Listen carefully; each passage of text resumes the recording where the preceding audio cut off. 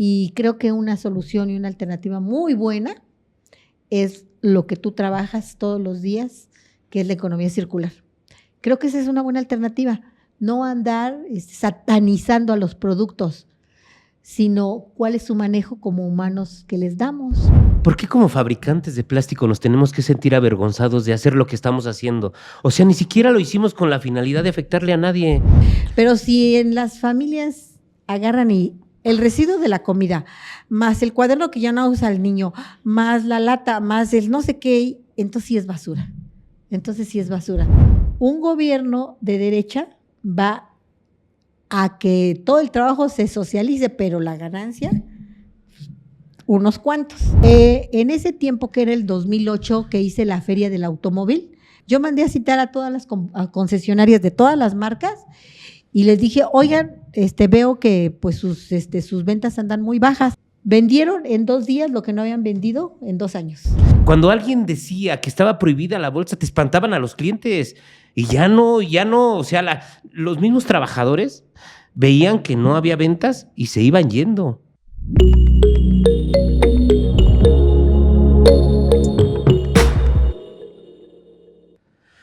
Hola, ¿cómo están? Bienvenidos nuevamente a un episodio de Rubocast Imparable. Pues el día de hoy me da mucho gusto tener como compañía a mi amiga María Luisa Sánchez Villanueva. Podría decir muchísimas cosas de ella, pero ella nos va a ir contando todo lo que ha hecho. Ella es licenciada en Derecho. Es una mujer imparable y justo por eso tiene que estar en nuestro episodio de hoy. María Luisa, bienvenida. Ay, no, un honor, un gustazo, Sergio. Ya sabes que se te aprecia mucho y pues es un halago ser y contarme entre tus amigos que tanto te queremos. Muchísimas gracias. No, tú sabes, la verdad es que apreciamos mucho todo lo que has hecho por nosotros. Aquí en este podcast, nosotros hablamos de economía circular, medio ambiente, sustentabilidad, pero hablamos de cualquier cosa. El chiste es que te sientas cómoda y nos pongamos cómodos, ¿no? Bueno, ¿recuerdas? Creo que hasta recuerdas el día que nos conocimos, ¿no? ¿Cómo no? Nosotros veníamos de una situación sumamente desesperante y si es así, la gente puede pensar que estoy exagerando, pero nuestro sector estaba pasando por una situación muy desalentadora, ¿no?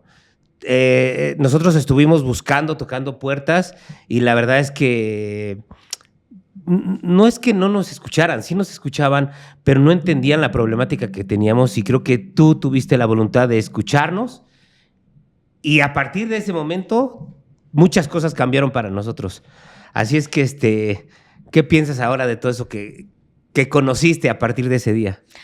Pues para mí ha sido algo bien bonito que hay ser parte porque fue una lucha. No fue algo así como que un suceso, un episodio, no. Fue toda una lucha.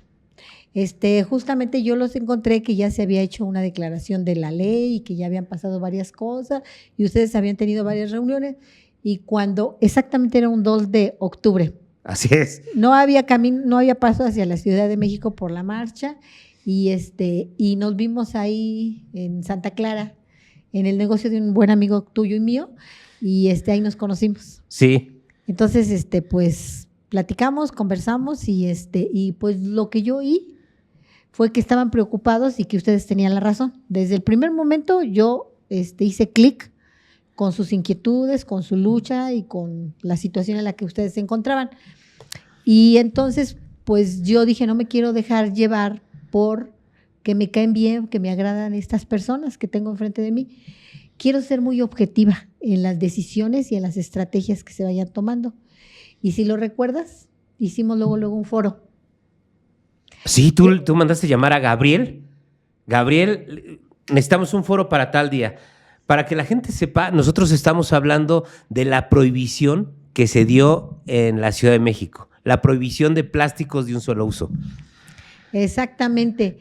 Ya estaban con actitudes como muy represoras desde la autoridad de la ciudad Y yo dije, ¿cómo que de un día para otro cambian las cosas y cómo que meten a tantas familias y tantas empresas y tantos empleos en esta situación? O sea, para mí fue impactante, así dije, no, esto no está bien, no está correcto.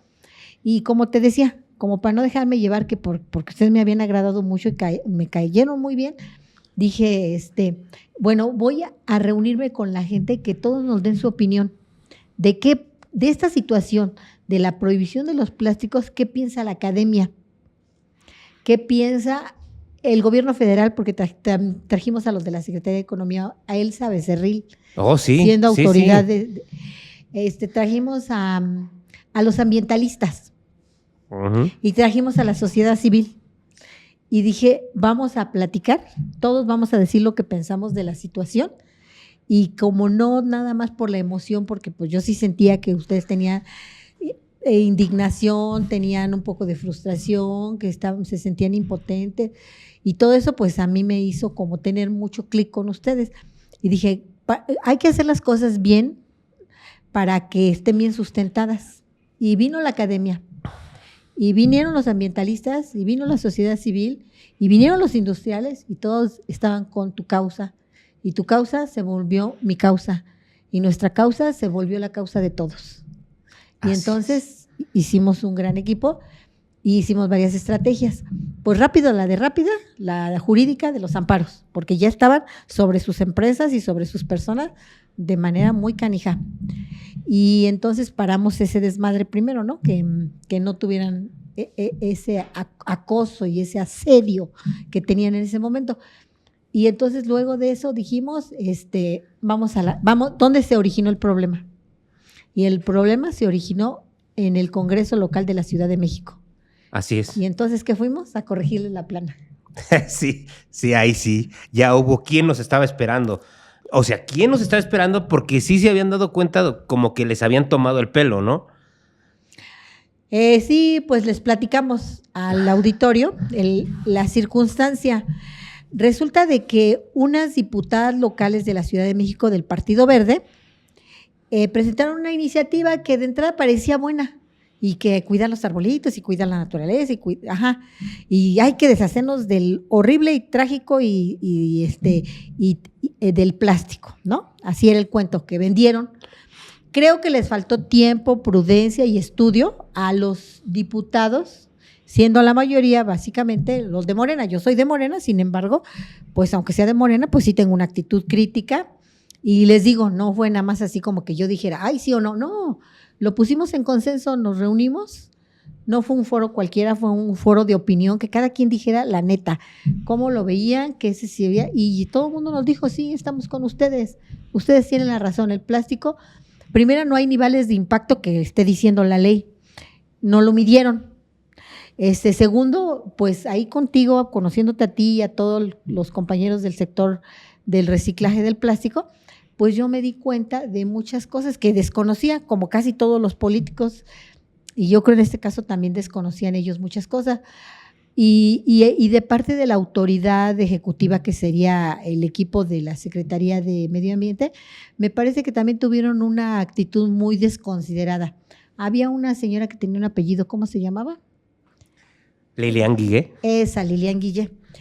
Y esa Lilian Guillé, pues reunión tras reunión, ustedes les decían de manera tan decente, tan prudente, que la canija, no, montada en su macho de que se va a prohibir y ya se prohibió y ya, así quedó, y estamos muy contentos de que prohibimos. Oiga, pero no.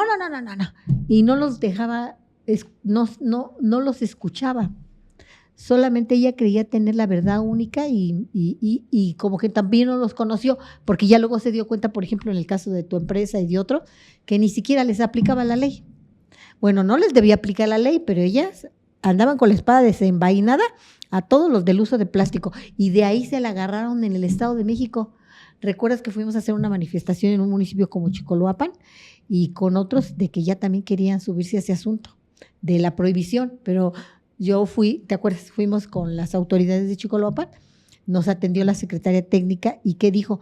No, pues es que esto es de parte del Congreso. Le dije, no, nosotros hemos estado revisando todo lo que el Congreso ha emitido y claro que no hay ninguna prohibición. Y ya luego pues se retractaron. Y afortunadamente en la Ciudad de México, donde estaba el problema mayor, también se retractaron. y ahora pues ya se están viendo las cosas con otro enfoque y creo que una solución y una alternativa muy buena es lo que tú trabajas todos los días, que es la economía circular.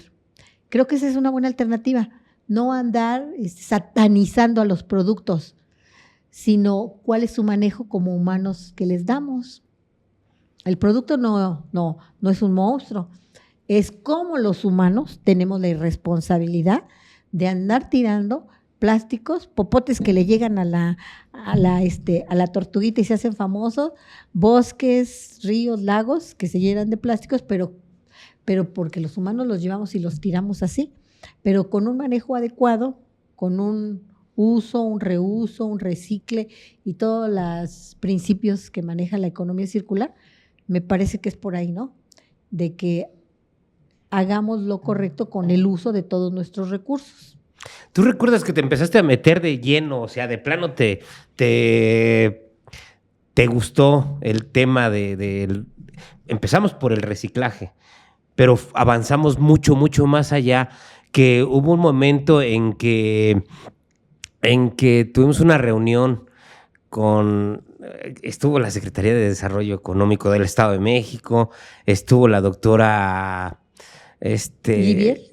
Sí, la doctora Livier, que ella se encargaba de la gestión integral de los residuos sólidos en el Estado de México, y que tú les presentaste una iniciativa que tenías, ya no hablando únicamente de reciclaje, sino de bancos, de acopio. ¿Te acuerdas? Sí. Que lo planeamos. Sí, era la pandemia y el encuentro también estuvo un señor que es un poco famoso, que en ese momento era, creo que el secretario de Desarrollo Económico, y lo hicimos por video, por Zoom. Sí, sí. Estaba la pandemia y entonces lo hicimos por Zoom. Sí. Y sí les hizo mucho eco y luego dijeron inmediatamente que no iban a cometer el error que la Ciudad de México ya tenía. Pero sí. Ya estábamos hablando en ese entonces de bancos. Nosotros vemos, por ejemplo, centros de acopio, Ajá. ¿no? En la ley dice que son bancos de acopio donde podemos juntar y acopiar todos los diferentes tipos de residuos que generamos diariamente. ¿Te acuerdas que eran bancos de alimentos, bancos de textiles, bancos de muebles? Sí. ¿No? Sí, fuimos tejiendo ideas. Y bueno, pues yo me quedé corta porque tú sigues y estás juntándote con más gente, con más tema, con más producto. Y pues yo, bueno, básicamente hice el acompañamiento de la cosa de plásticos y he seguido todo. Y claro, cuando hemos propuesto, porque pues al auditorio le decimos, hubo una propuesta de ley de la economía circular de otras personas, pero estaba muy acotada. Le faltaba mucho desde nuestro humilde punto de vista y sí fueron receptores, sobre todo el que la promueve y que la trae la ley, el Max Correa, que está promoviendo en el Estado de México la ley de la economía circular, que la primera vez que nos llamaron, pues a mí me gustó, pero sí era un revoltijo de 3 temas, que se iba a llamar la ley de la economía circular, social, cooperativismo y solidaria, algo así. Y luego ya la dejaron el planteamiento como la ley de la economía circular. Y entonces en esa ley de la economía circular la presentaron un equipo que creo que tú sí los ubicas bien. ¿Cómo se llaman? OFEC. Bueno. OFEC sí estaba con esa propuesta. Ellos los que fueron, pero nosotros les ampliamos bastante. Tú con tu experiencia les ampliaste bastante. Y en ese momento yo ya traía como unas 15 propuestas de programas específicos para recuperación de residuos. Y entonces, pues sí, muy, muy, muy perceptivo Max, muy, muy solidario, muy abierto al diálogo. Sí metieron las propuestas que nosotros hicimos a la ley. Y después ha habido 1, 2, 3 revisiones y ha estado Max Correa en el Congreso local, muy abiertos a escuchar. Y es bastante importante porque el Estado de México tiene mucha población. Y si esa población del Estado de México hacemos un correcto manejo de los residuos, 0 basura y que todo se recupere, todo se use, sería genial. Y entonces en esas estamos en el Congreso, siguen sin aprobar la ley, pero afortunadamente siguen avanzando los temas de revisarla, de que quede lo mejor que se pueda esa ley. Entonces, Me parece que ahí también hemos tenido un buen acompañamiento. En la Ciudad de México fue un poco pues rudo y a decirles están agrediendo al sector, están agrediendo un producto que es muy útil, pero acá hay una cuestión más preventiva, ¿no? Que no se desaten conflictos, sino que hayan acuerdos y que todos estemos en concordancia, en coordinación para que se hagan correctos los manejos de los recursos, ¿no? Y me parece que es más sano, mucho más sano esa apertura que ha tenido el Congreso local, sobre todo el Max Correa. Sí, bueno, yo lo que veo es que se ha estado agarrando cada vez más experiencia y han estado retomando experiencias de otros países, ¿no? No nada más es llegar y prohibir, o sea, si hay que hacer un análisis mucho más profundo, o sea, porque en realidad si se tuviera que prohibir algo que está afectando, se tendrían que prohibir todos los residuos en general, porque no únicamente son plásticos lo que compone una basura, son residuos en general. Yo creo que para podernos hacer cargo sí tendríamos que hacer simbiosis todos los sectores, ¿no? Desde el social, académico, político, industrial. Y no sé, pero yo sí lo quiero como que manejar de manera independiente. Los que estamos haciendo algo para hacer un cambio, los que ya somos receptores de todos estos residuos como materias primas y hacemos un producto y lo metemos al mercado en una cadena de valor que no para. Y si nos mantenemos así, de verdad, yo sé que es utópico el agarrar y pensar que en algún momento nos vamos a deshacer de todos los residuos o de toda la basura, no vamos a usar rellenos sanitarios y todo va a estar siempre circulando y recirculando en este caso en el mercado, ¿no? Hay muchas iniciativas, la verdad es que no estamos pues aquí como mexicanos, no estamos empezando de ceros, estamos en el anonimato, eso es otra cosa, pero si hacemos visible realmente todo lo que estamos haciendo, yo creo que gran parte de los residuos que se generan diariamente en todo el país ya tienen, digamos que como que dueño. Ya hay quien se hace cargo de una cosa, quien se hace cargo de otra. Lo que sí es necesario es que la gente sepa dónde pueden vincular cada uno de los residuos que generan para evitar lo mal llamado o el error de diseño que es la basura, ¿no? La verdad es que creo que esa sinergia que generamos nos pudo haber llevado mucho más lejos, pero ¿tú por qué? Esa pregunta yo me la hago, me cuestiono seguido. ¿Por qué tú mencionaste que me querían para presidente de la Comisión de Economía Circular en la UNIDEM? ¿Pero por qué lo mencionaste? Estamos hablando de hace 3 años. ¿Por qué tenías esa visión? ¿O eres maga o qué? Me vi con Paco. Yo quiero mucho a Paco Cuevas, que es el presidente de la Unión de Industriales, y sí. Yo, pues ahora sí que el confesionario. Justo cuando hicimos el foro, le fui a decir a Paco, oye, necesitamos tu espacio, siempre solidario, el Paquito Cuevas. Le dijimos, vamos a hacer un foro, queremos saber las opiniones de la sociedad, por dónde le entramos, qué hacemos, cómo ayudamos a este sector, porque pues son infraestructuras montadas, pero más que nada son familias, son personas que ahorita tienen en riesgo, pues, todo. Entonces, cuando fui a ese confesionario del Paco, desde ahí, él me dijo y me cuestionó, pero tú ves caso de defender el plástico porque mi familia ha estado en el plástico y justo le hemos bajado porque hemos visto el riesgo y las críticas y que la población anda como en tipo ya en contra. Le digo, quiero decir algo, déjame decir algo ahí.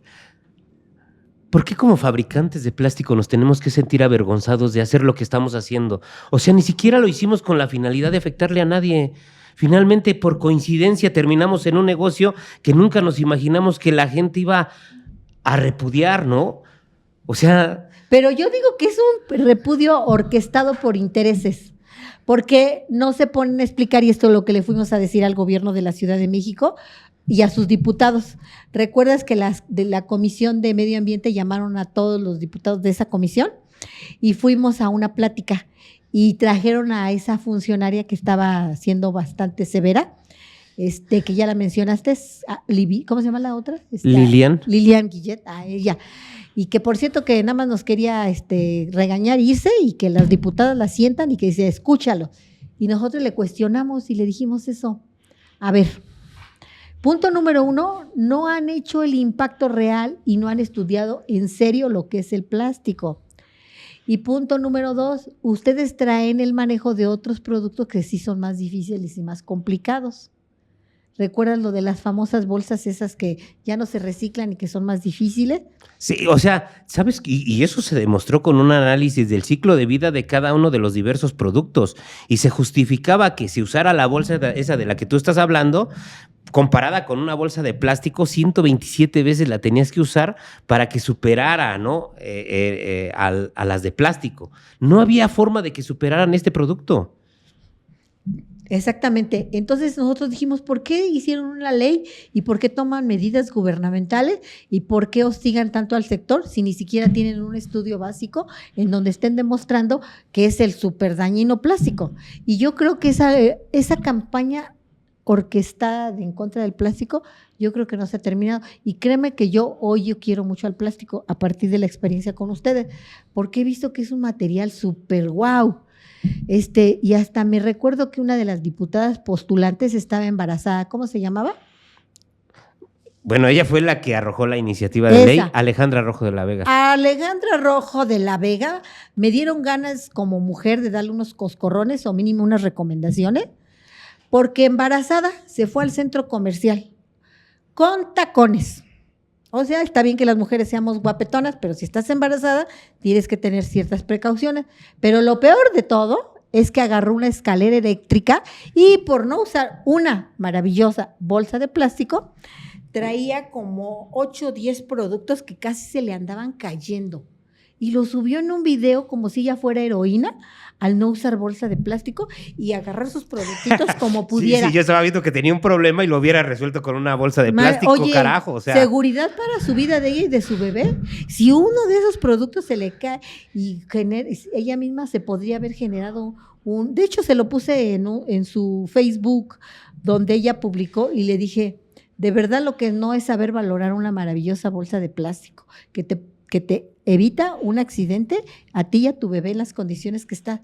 Una maravillosa y sencilla bolsita de plástico que ¿cuánto tiene su valor?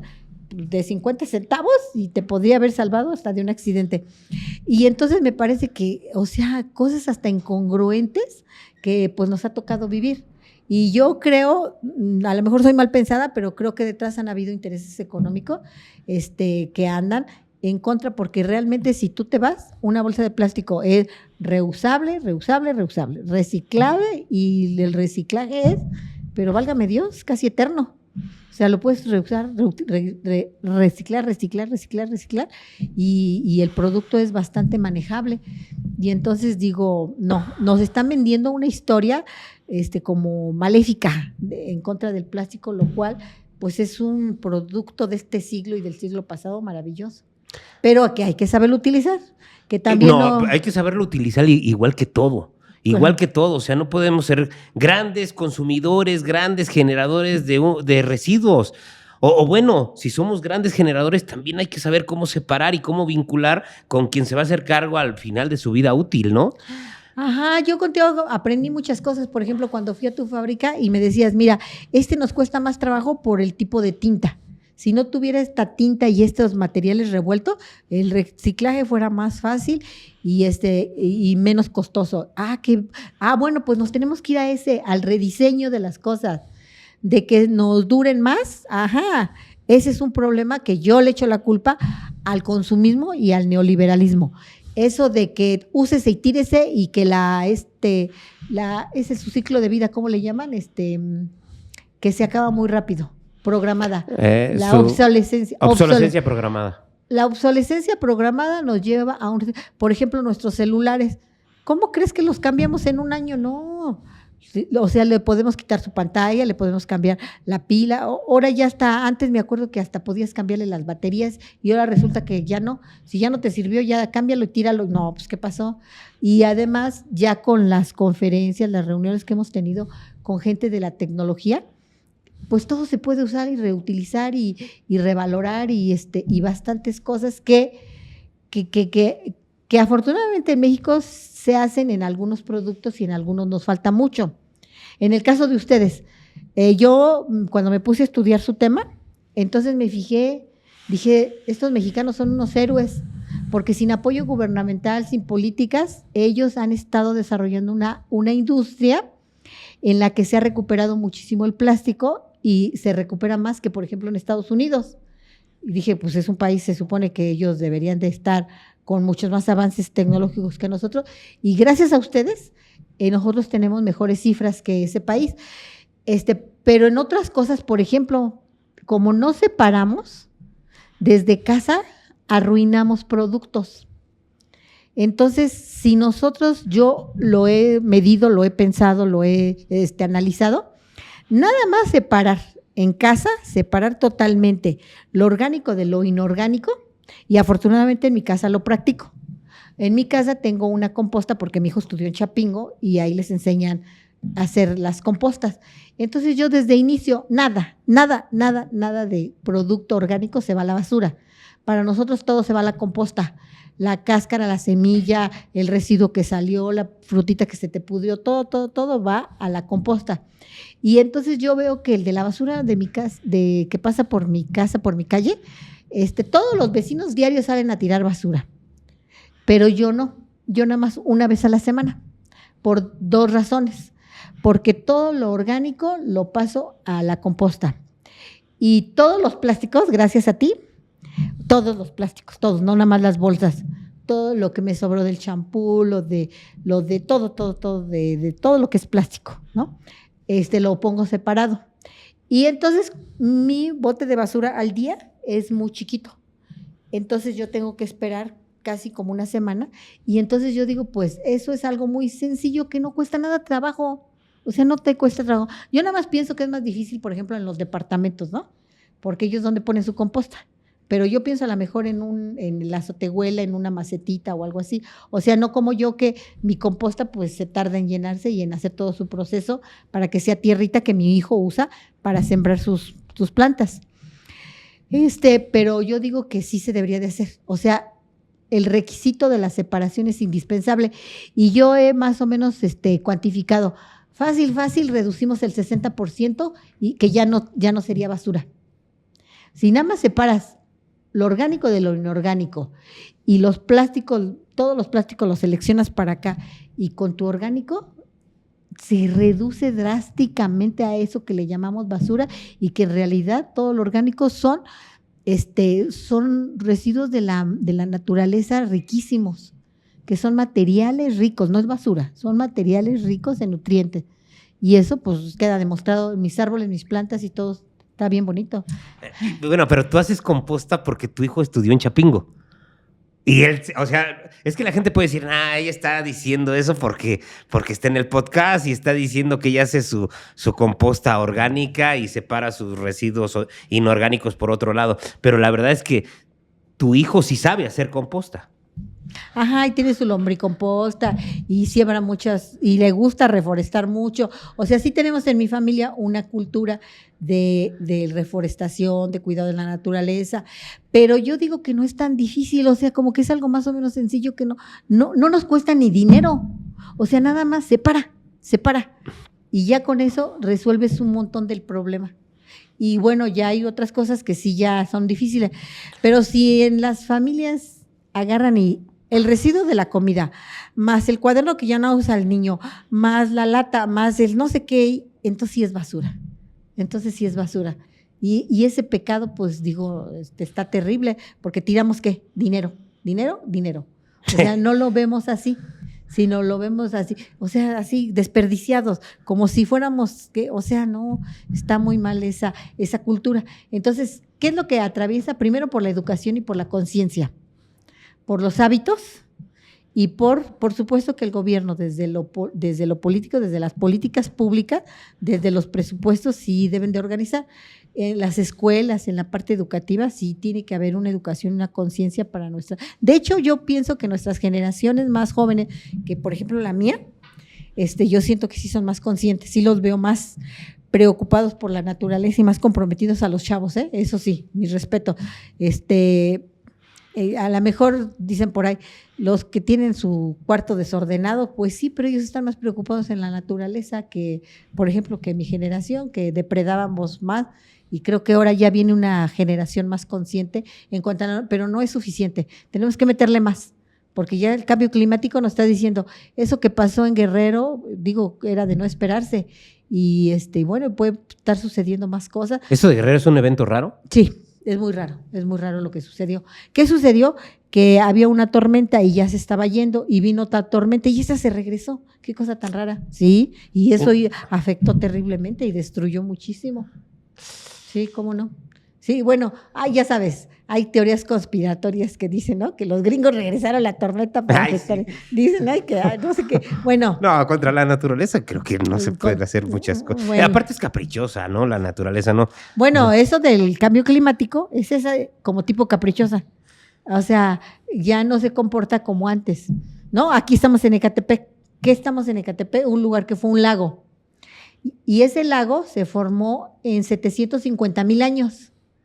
Y entonces cuando vinieron los primeros pobladores de América encontraron un paraíso aquí en esta región y lo conservaron y lo cuidaron mucho hasta que llegaron los españoles con otra ideología y devastaron nuestra agua. Aquí la historia hídrica es riquísima, pero ¿qué sucedió? Que le dieron un mal manejo y lo que tú decías, en todo debemos de ser cuidadosos, claro, en el agua, en el aire, en los recursos, en todo debemos de ser más cuidadosos, no ser tan consumista, acabarnos las cosas. Ya está medio chuequito, pues ya se le acabó la tapa, pues ve y ponle la tapa a tu zapato, ya se te está, pues cósele.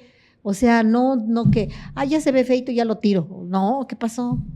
Debemos de ser como más, apreciar más todas las cosas y no desgastarlas y no ser tan consumista, y eso nos va a ayudar a que no seamos tan extractivistas y que seamos más conservadores de nuestros recursos naturales, ¿no?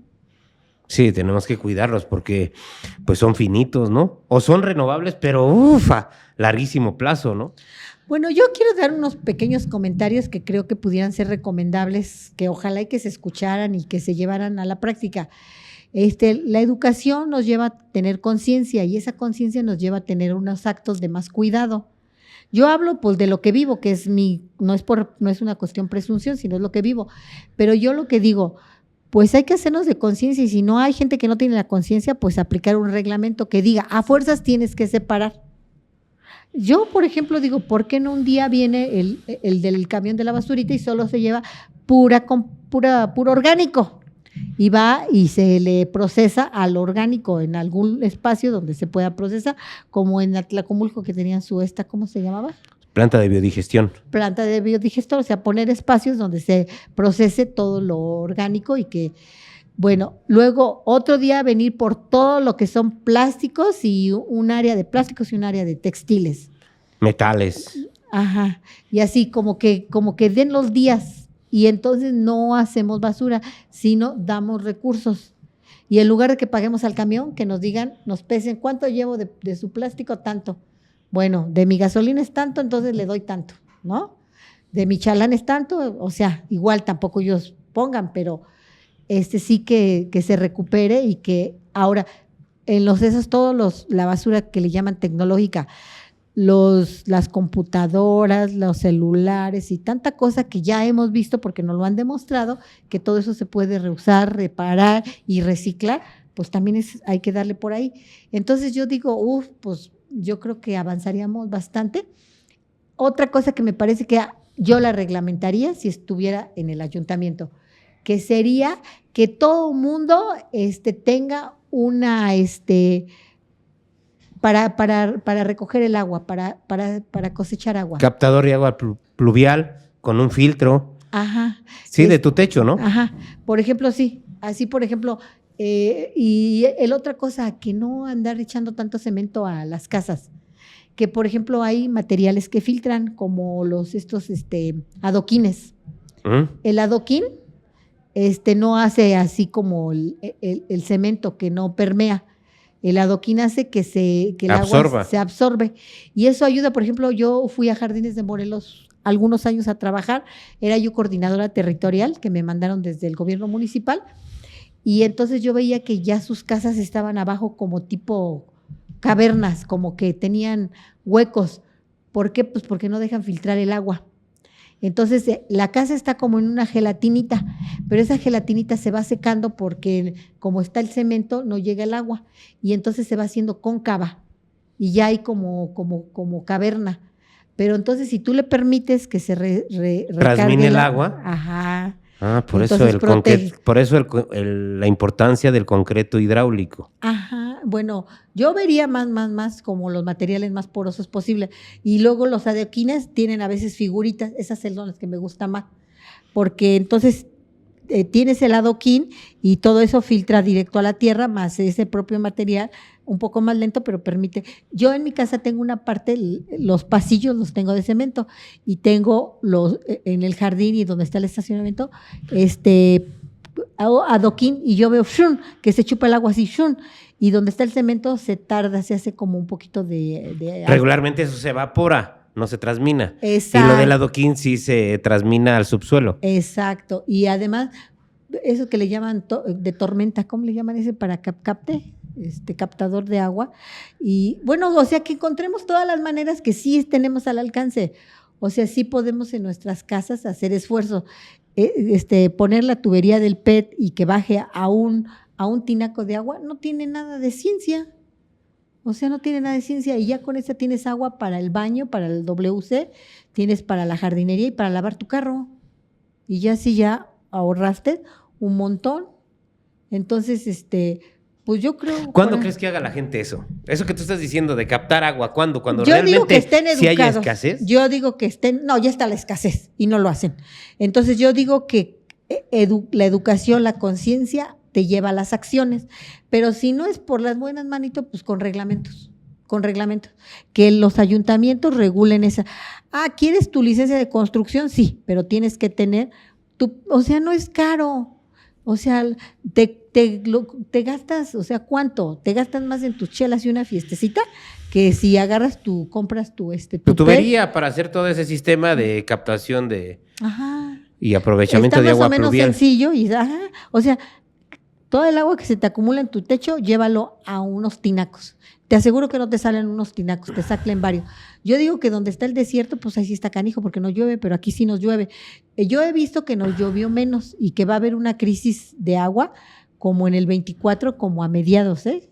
Así se está pronosticando. Sí. Ya está, pues, o sea, ya está dicho, ya está dictando por el gobierno. Bueno, de hecho, no hay agua aquí, ¿verdad? Aquí en Ecatepec, sino yo, donde yo vivo, sí tenemos mucha agua, afortunadamente. Bien. Yo soy de Santo Tomás Chiconoxtla y sí hay agua. Pero aún así, aunque haya agua, la tienes que cuidar porque es un recurso. Claro, se trata de cuidar todo. Sí, y pues si no tienes, pues con más razón cuídala. Ajá, ni dejes gotear. Si tienes hay un problema muy serio de que las goteras, las fugas, se nos va mucho el agua. Entonces, pues no, tenemos que repararlo. Es más barato reparar que estar desperdiciando. Y entonces yo pienso yo diría eso, proceso, educación para concientizar y hacer las acciones por nuestra propia convicción. Pero si no estoy convencido, pues ya ni modo, mijo, así tiene que ser. Los lunes nada más me tiras puro orgánico. El martes me traes telas y cartones y plásticos, punto. Y el miércoles nada más paso recogiendo muebles viejos, ¿cómo dice el de la cancioncita, no? Sí, se compran colchones, refrigerador. Esos hacen una buena labor. Pues mira, fíjate, a ver, ¿qué piensas tú? Es que tú mencionaste, este día tiras esto, pero ¿qué pasaría? O sea, vamos a ponernos a pensar que desapareciera todo ese sistema. Lo voy a decir como yo lo creo, obsoleto. Y es que finalmente yo escuché, ¿no? Por ejemplo, que cuando sale el presupuesto para algún municipio, pues es poco el presupuesto, no es tanto, ¿no? ¿Y qué piensa, por ejemplo, el que tiene que hacer el gasto? Que diga, o compro unos camiones, o compro una planta separadora, y creo que ni son plantas separadoras, son plantas de transferencia. ¿Para qué sirven? Solo para que tú lleves tu basura, la depositas en esa planta de transferencia para llenar un tráiler. Y ese tráiler se vaya a otro lado con muchísima basura. ¿Qué pasa? O sea, que tú limpias tu casa, se la das a alguien que supuestamente limpió tu casa, pero es el que más se ensucia porque va y lo lleva un tráiler y el tráiler va y lo lleva a un lugar a donde ahí lo deposita y seguimos ensuciando, ¿no? Y se trata de que para que tú luzcas limpio... Y ensucias una barranca, y ensucias un cerro, y ensucias un mar, exactamente, y ensucias un lago. ¿Qué pasaría si quitáramos todo eso de nuestra mente y lejos de que ese presupuesto lo utilizaran para eso, quizás lo utilicen para otra cosa y pusieran esos bancos que yo te digo? O sea, en cada colonia que pongan una accesoria donde van a recibir orgánicos y diariamente va a pasar por ahí la persona que los va a reaprovechar. Pueden ser hasta orgánicos comestibles y orgánicos no comestibles, ¿no? Los comestibles puedes alimentar ganado, los otros que no son comestibles puedes hacer composta, biocomposta, lombricomposta, infinidad de procesos que ya existen, ¿no? Hay muchas tecnologías avanzadas para hacerse cargo de los orgánicos e incluso esos aparentemente no se ve que tienen tanto respaldo económico porque nadie los voltea a ver, nadie quiere saber de esos residuos. Fuera un fierro, un cobre, todo eso tiene mucho valor, eso está resuelto, el problema de eso está resuelto.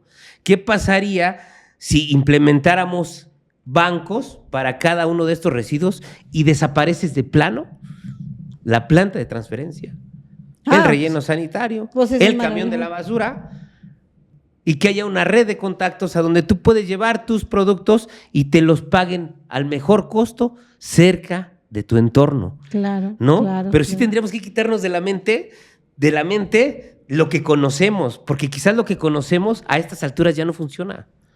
Ajá, bueno, tú ya llevas a la parte ideal, a la más chida, pero yo estoy hablando como de procesos, ¿no?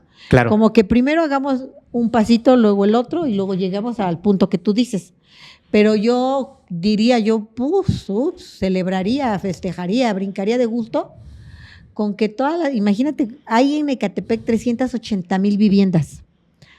380,000 viviendas. Habitantes somos, dice el INEGI que 1,700,000, pero nada más electores somos 1,200,000, más si cubres la matrícula de prepa, de secundaria, de primaria, no, pues ya te pasaste y ya traemos, pues yo diría que como 2,5 millones fácil. 2 millones. Ajá, vivimos en Ecatepec. Entonces yo diría, nada más con que resolviéramos Ecatepec, es como si resolviéramos lo que decían en la reunión de la mañana, pues es que si nosotros fuéramos estado, fuéramos el 12, ni siquiera fuéramos de los chiquitos, fuéramos de los medianitos.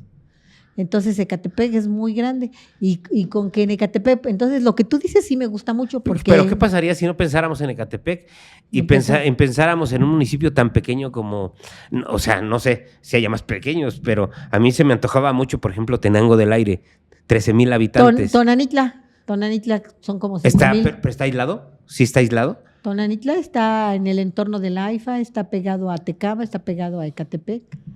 O sea, Tonanitla es muy chiquito, porque ellos han sido muy, como para vender, han tenido resistencia y han guardado pues casi no hay comunidades ajenas, ¿no?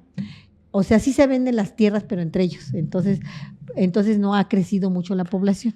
Yo creo que una población de ese tamaño podría hacerse cargo de manera interna de lo que generan, hablando de residuos. Así, o sea, como tú dices, empezar chiquito por un pilotito. Para replicar, porque si empezas por aquí sería caótico, ¿no? O sea, bueno, pero yo también diría, pues si en Ecatepec corremos un piloto, pero luego lo implementamos todo en Ecatepec, yo creo que serían los resultados impactantes. O sea que Ecatepec todos separamos orgánico de inorgánico, primer tema.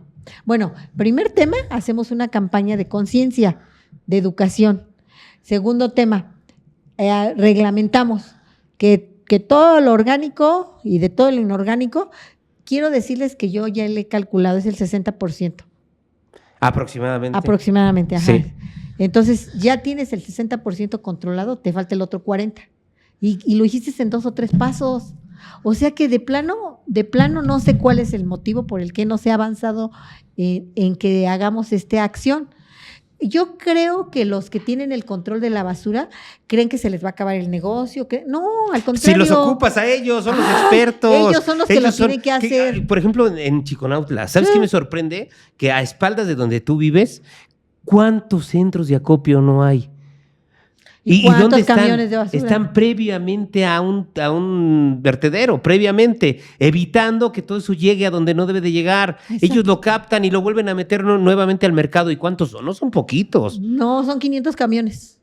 Y no, pero centros de acopio. Muchísimos. Ay, Yo no sé, sí, pues, o sea, me sí, sorprende la cientos. cantidad de personas Sí, que sí, sí. ¿Y cuánto trabajo genera todo eso? Sí, sí. ¿Cuánta gente hay detrás de todo eso? O sea, Sí. de verdad necesitamos estar todos metidos Sí. en eso, ¿no? Ajá, ellos ya lo están, algo a lo que ellos temen, ya lo están haciendo. No sé por qué creen que se les va a acabar el negocio. No, porque sí, ellos son los expertos, nadie más que ellos. Ellos lo hacen el 10% o el 30%, que es más o menos lo que llevamos. Y en lugar de que quieran dar el paso al 60%, que sería el paso inmediato, orgánico, inorgánico, pero date cuenta que no hay tratamiento del orgánico. Date cuenta. No. Y ese es el que pasa. Esa revoltura es la que hace la basura. Entonces, nada más que separemos. Ya con separar nada más ese orgánico e inorgánico, ya le avanzamos un montón.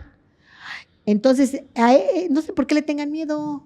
Pasemos a la otra parte. Pero yo, por ejemplo, veo lo que tú dices, ocurre mucho con plástico y cartón. Oye, ¿y los tenis? ¿Y los textiles? Oh, es otro. Oye, ¿qué te parece si tantos centros como ves de plástico hubieran de textiles? ¿Qué te parecería? Ah, claro, lo tenemos que hacer. Lo tenemos que hacer. Ah, entonces yo digo que hacia allá tenemos que ir y que ellos no tienen que estar miedosos de que se les va a acabar. Al contrario, están haciendo el 30, vayamos por el 60.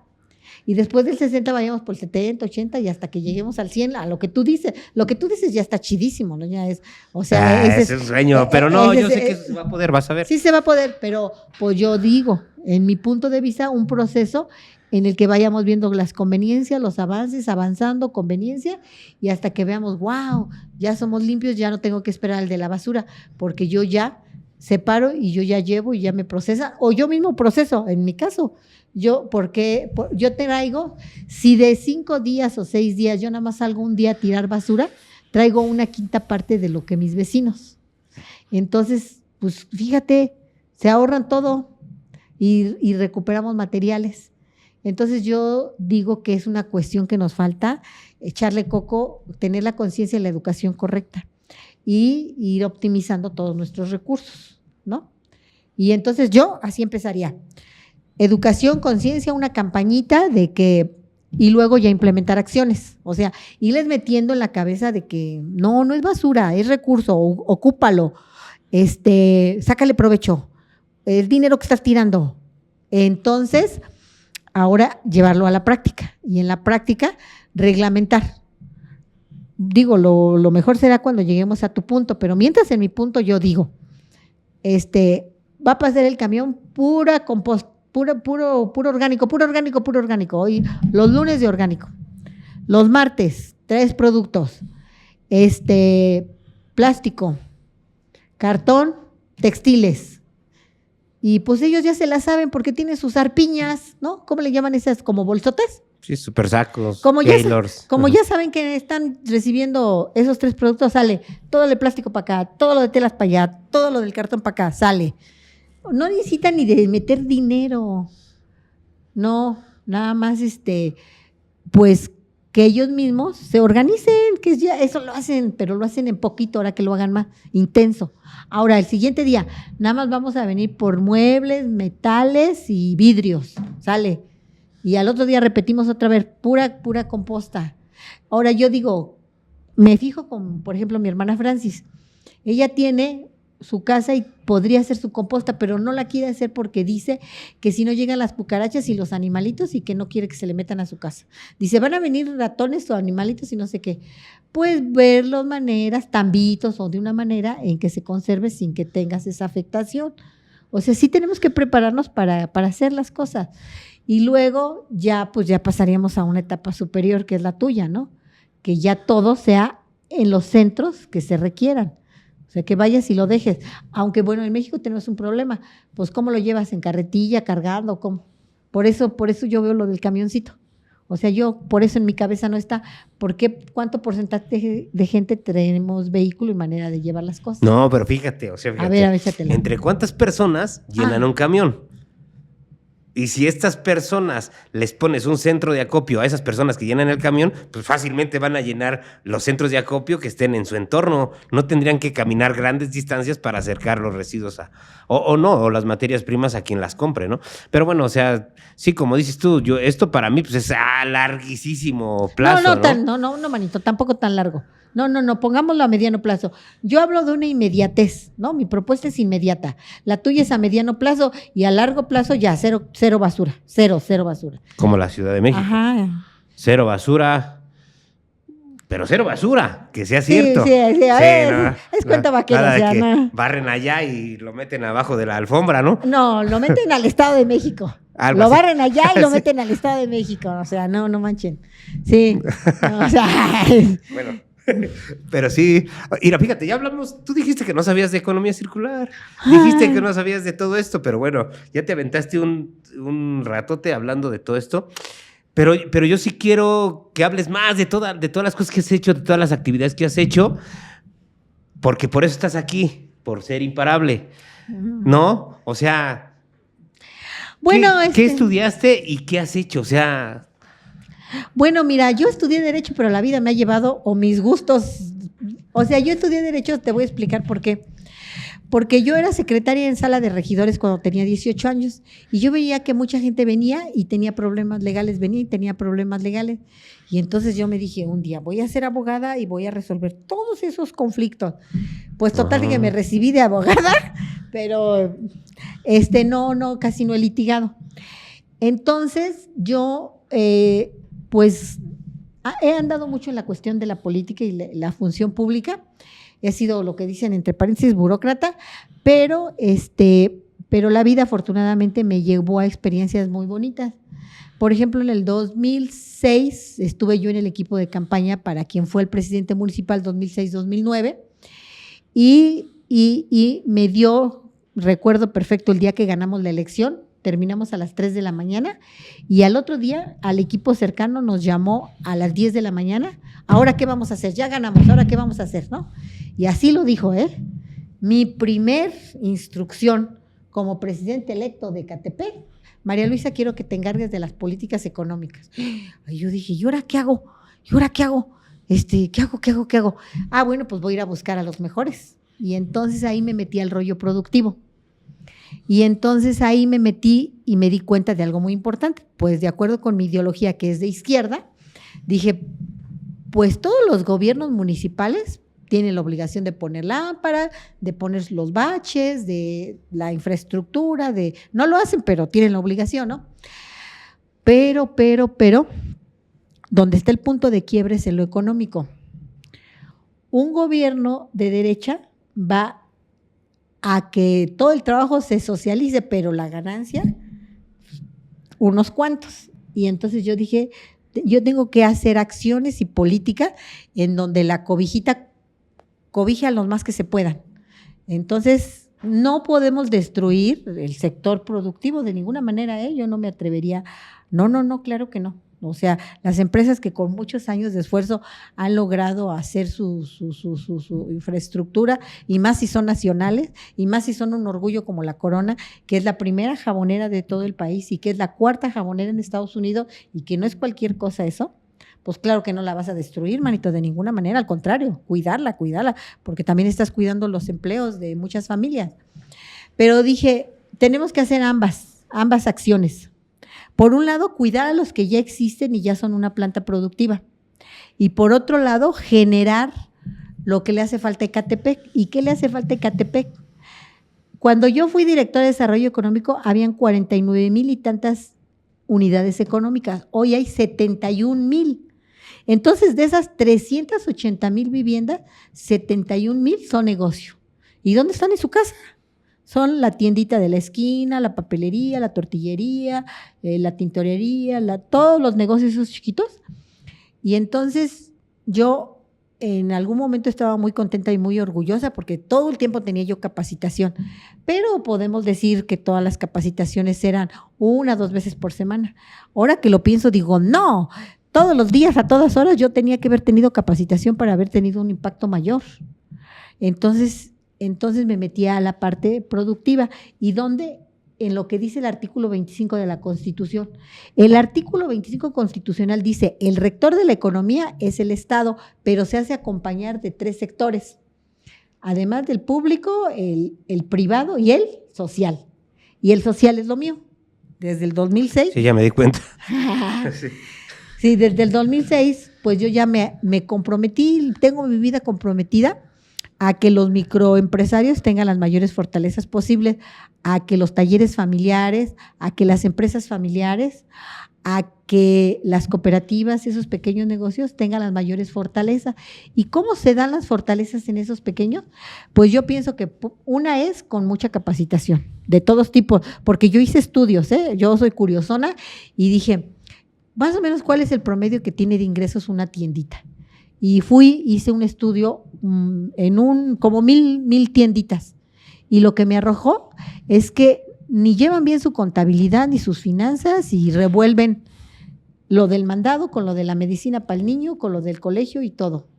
Y no tienen una precisión, más o menos un cálculo de cuánto ganan, pero no bien. Y luego, pues también me di cuenta que no tienen nada de que mejora continua y eso no. Y también veo que lo de las finanzas les falla porque como que dejan ganar muchas de las transnacionales. O sea, ellos dicen, bueno, el refresco, pues le gano 50 centavos. No le ganaste 50 centavos porque le metiste no solo trabajo, le metiste luz y le metiste otras personas. Entonces, perdóname, pero ahí tienes una cosa que no está calculada. Entonces yo creo que los pequeños negocios tienen que estar muy capacitados y que tengan muy conscientes y tengan más áreas de oportunidad, tengan más fortalezas, más herramientas. Y, por ejemplo, también me di cuenta que esquinas muy buenas que tienen mucha venta, pero también se les van muchas buenas ventas. Y se va la gente a tiendas de conveniencia como el Oxxo. ¿Por qué? Porque no tienes la tarjetita para cobrar, porque no haces muchas cosas que esos hacen y venden más caro.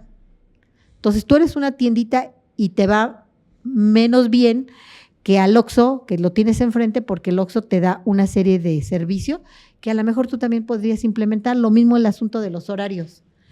Entonces yo creo que hay que llevar, o sea, nosotros Ecatepec, nuestra fortaleza, pero también una debilidad, es que somos una economía de sobrevivencia. Es decir, que apenas la libramos, andamos de panzazo. ¿Pero por qué? Si le empeñas muchas horas, le empeñas a veces hasta la salud y muchas cosas, que hay que cargar la caja, que hay que no sé qué, que hay que mover el otro. ¿Y por qué? ¿Por qué nada más por un ingresito pequeño?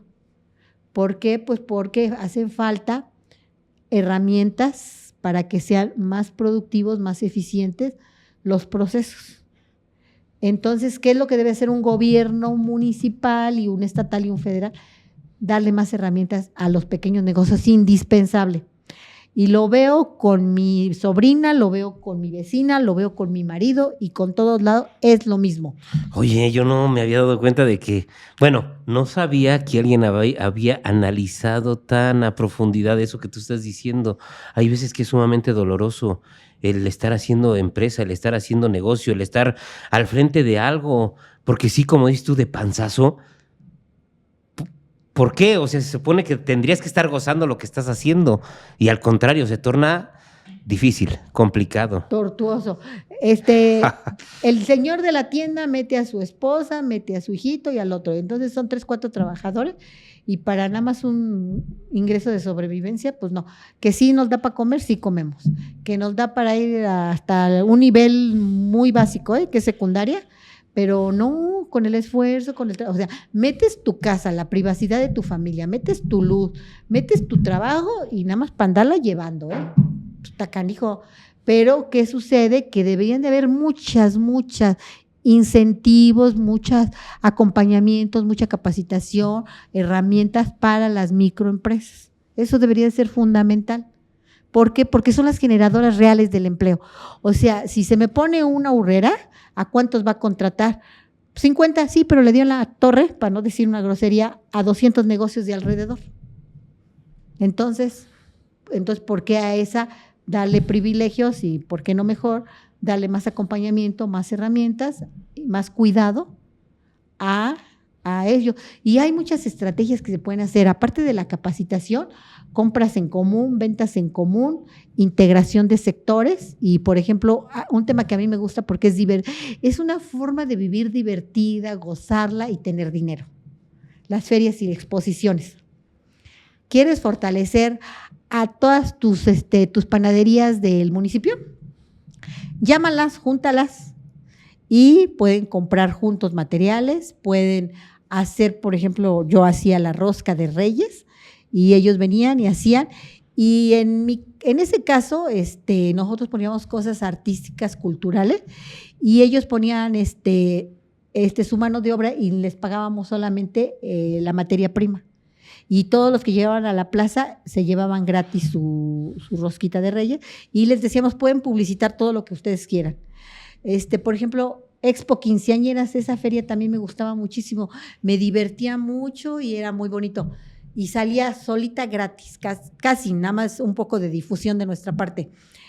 Expo Quinceañera, invitábamos a las señoras que venden vestidos de 15 años, invitábamos a los salones de belleza que arreglan a las quinceañeras, a los chavos. Yo cuando era de mi generación, tu chambelán era tu primo, tu noviecito, tu amigo, el pretendiente, el vecino, el hermano, esos eran tus chambelanes. No, ahora ya, eso cambió. Ahora se alquilan unos chavos, ¿no?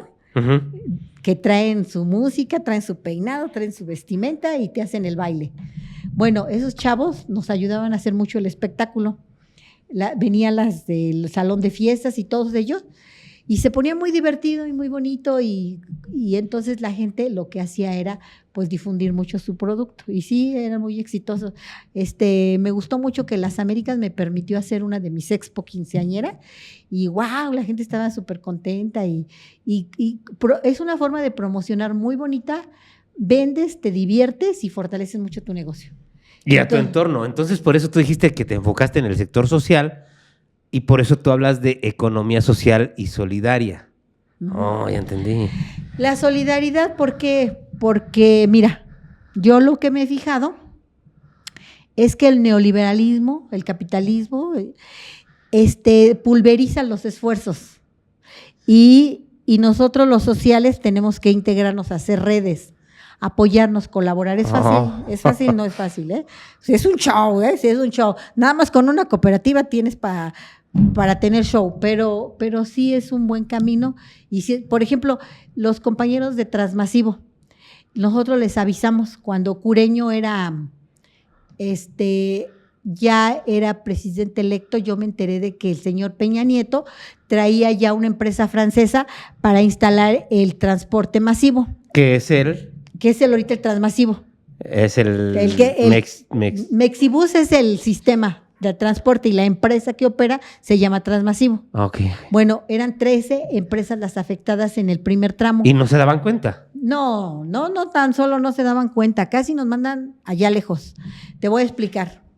Cuando yo me enteré por un amigo que venían los franceses y que iban a instalar el transporte masivo en Ecatepec, me dijeron, le van a dar en la torre a tus transportistas porque a ellos los quieren dejar de alimentadores, pero el transporte troncal, el fuerte, lo van a tener los franceses. Y dije, no, pues espérame tantito. Le dije a Cureño, y entonces me dijo, cita a los transportistas y les platicamos para prevenirlos y a ver qué hacemos. Y dije, ¿qué hacemos? O sea, ¿cómo los cito? No, ya tenemos que decir qué hacemos.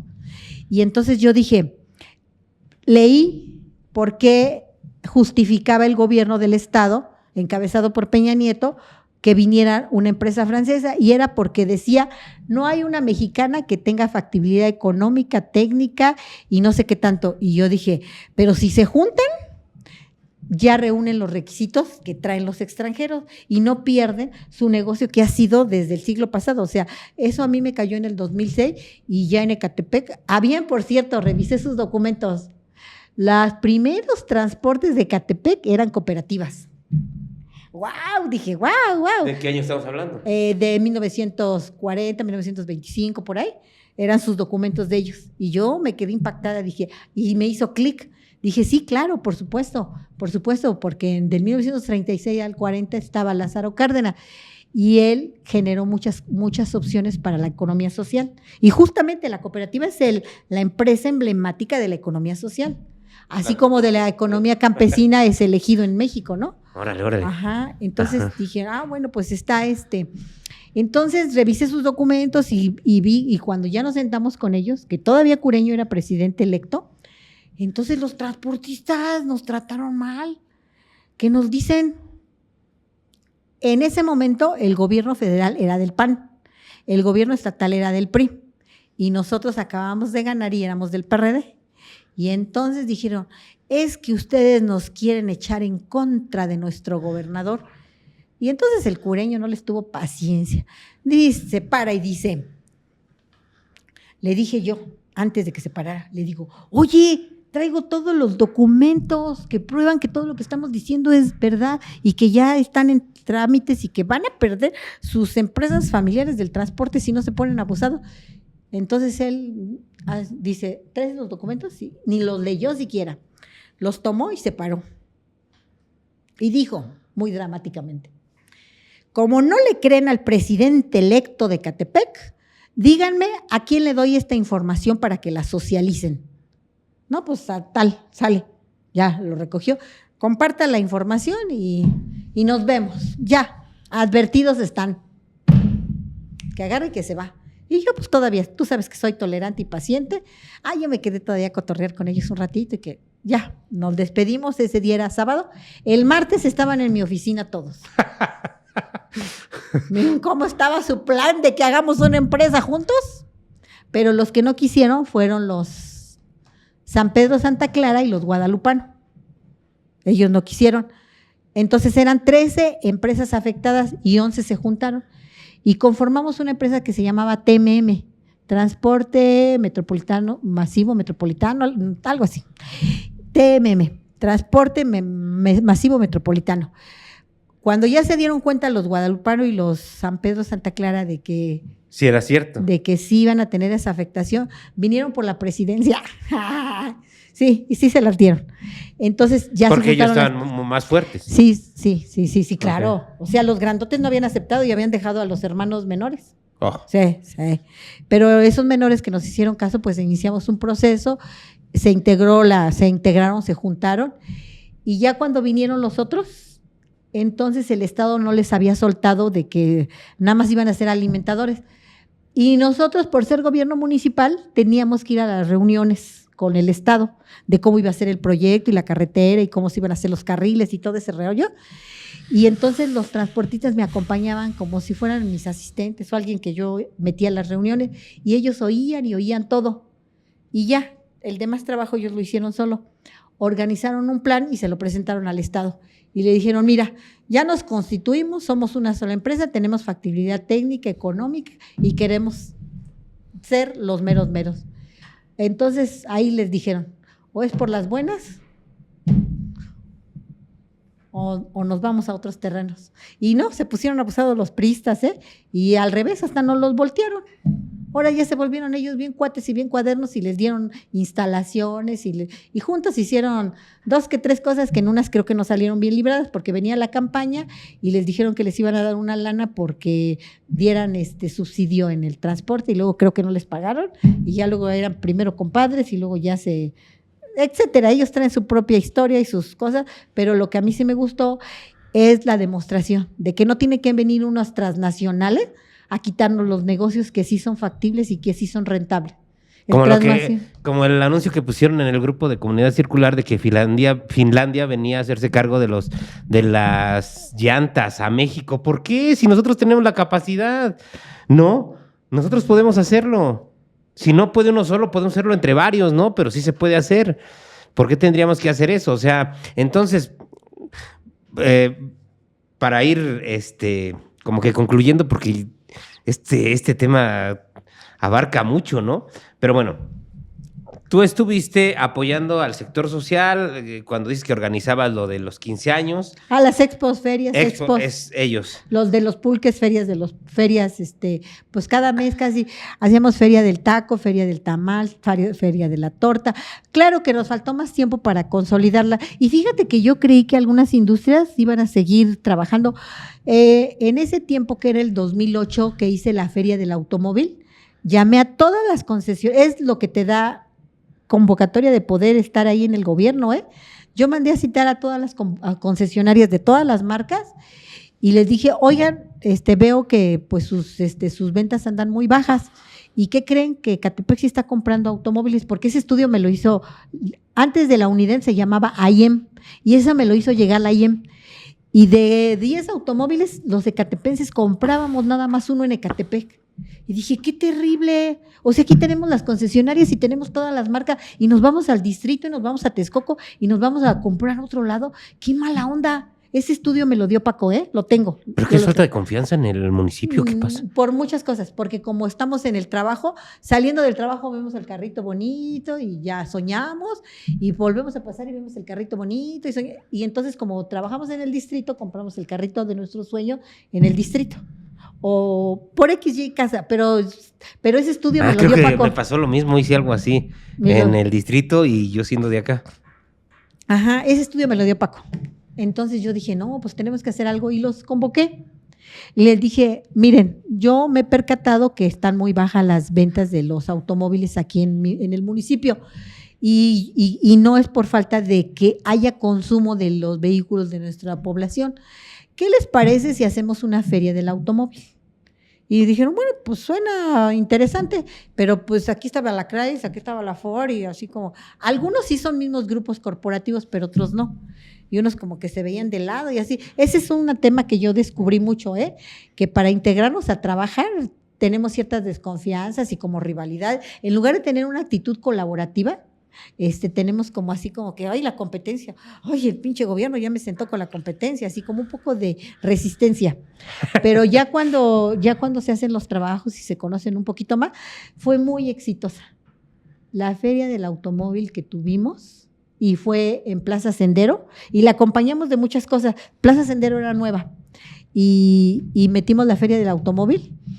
Y entonces ellos lo único que gastaron fue en la propaganda impresa.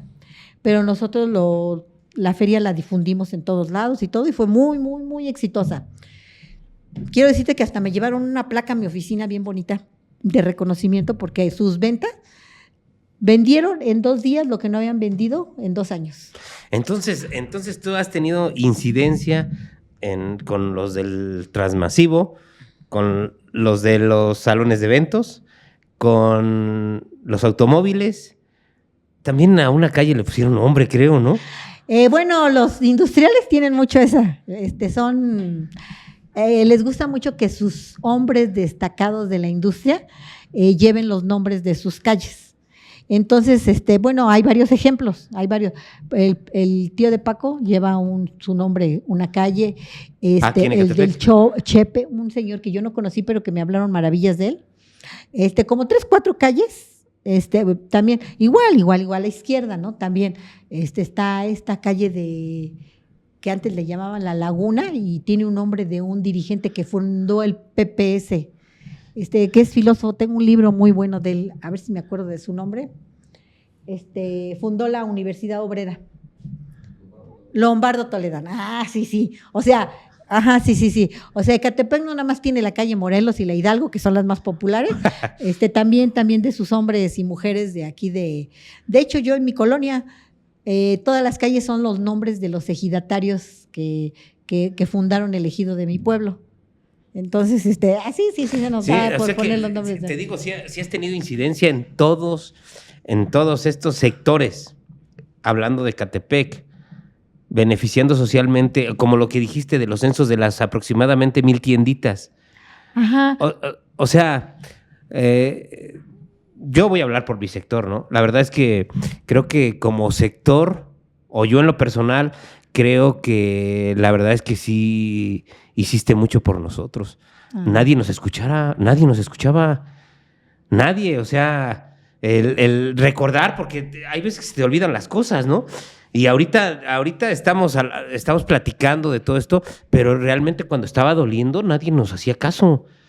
Y decíamos, ¿y cómo? ¿Qué vamos a hacer? Cuando alguien decía que estaba prohibida la bolsa, te espantaban a los clientes. Y ya no, o sea, los mismos trabajadores veían que no había ventas y se iban yendo. De la plantilla de personal que había se quedó la mitad, ¿no? ¿Y todo por qué? Pues porque la gente empezó a satanizar un producto y ya después ya no lo podíamos vender. Y creo que como sector, la verdad, sí estamos agradecidos por cómo nos acompañaste, ese acompañamiento, esa ayuda que nos diste, ¿no? Yo me acuerdo que alguien de Guadalajara, estando en el Congreso de la Ciudad de México, me mandó un mensaje y me dijo, agradezcanle de mi parte a la compañera. No la conozco, pero díganle que estoy muy agradecido con ella, ¿no? Por todo lo que estabas haciendo ese día ahí, ¿no? Porque sí, nos estaban tratando como delincuentes, ¿no? Sí, ¿no? Sí era así. Sí. Sí, así es que sí, yo creo que sí, ya lo vamos a tener que dejar por aquí, pero yo te pido, por favor, que pues que sigas imparable, no pares. No pares, ¿no? Tienes todavía muchos proyectos, sé que tienes planes para el futuro, pero creo que eso lo vamos a tener que dejar para una segunda charla, ¿no? Sí, no, pues cuando me invites, sabes que pues yo confío mucho en ti, te tengo mucho cariño, mucho aprecio, admiración, eres mi maestro en todo este tema del plástico, del reciclado. Por ti, pues valoro mucho a la bolsa y a muchos productos, ¿no? Que antes, que de hecho ni les ponía yo atención, y creo que la mayoría de la población no le ponemos atención a todo lo que hay detrás de un producto que tenemos enfrente y que lo usamos, que nos ayuda a nuestra vida cotidiana. Y entonces tú me pusiste enfrente de, aquí está la realidad, así son las cosas.